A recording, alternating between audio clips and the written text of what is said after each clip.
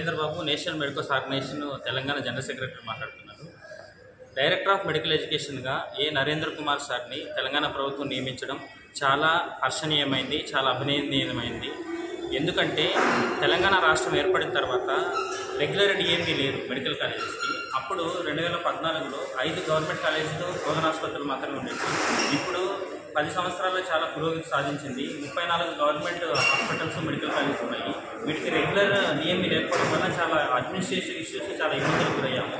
కానీ సార్ లాంటి వ్యక్తి, నరేంద్ర కుమార్ సారు, దేశంలోనే పేరుగాంచిన వైద్యుడు, మృదు స్వభావి, సౌమ్యుడు, అంతకంటే మించి ఆదర్శ భావాలు కలిగిన వ్యక్తి, మంచి నిష్ణాతుడు, చాలామంది విద్యార్థుల్ని, కొన్ని వేల మంది విద్యార్థులను ట్రైన్ చేసిన వ్యక్తిని డిఎంఈగా నియమించడం పట్ల మేము తెలంగాణ ప్రభుత్వానికి, రేవంత్ రెడ్డి గారికి, హెల్త్ మినిస్టర్ దామోదర్ రాజనరసింహ గారికి కృతజ్ఞతలు తెలియజేస్తున్నాము. విద్యార్థులందరూ కూడా ఈ విషయం పట్ల హర్షం వ్యక్తం చేస్తున్నారు.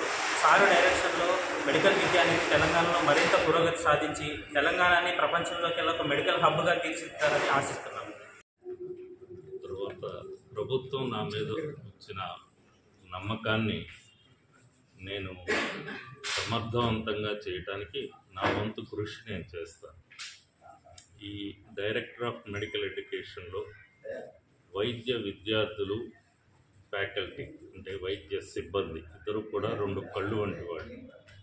సో వైద్య విద్యార్థుల్లో మనోస్థైర్యాన్ని పెంచడం, ఫ్యాకల్టీ సిబ్బందిలో వాళ్ళ యొక్క సహకారం తీసుకోవటం, వాళ్ళ యొక్క ప్రాబ్లం సెటిల్ చేయటం, ఈ 2 అది సక్రమంగా జరిగితేనే ఈ వైద్య విద్యా విభాగం ముందుకు సాగుతుంది. అది నా ప్రధాన కర్తవ్యం.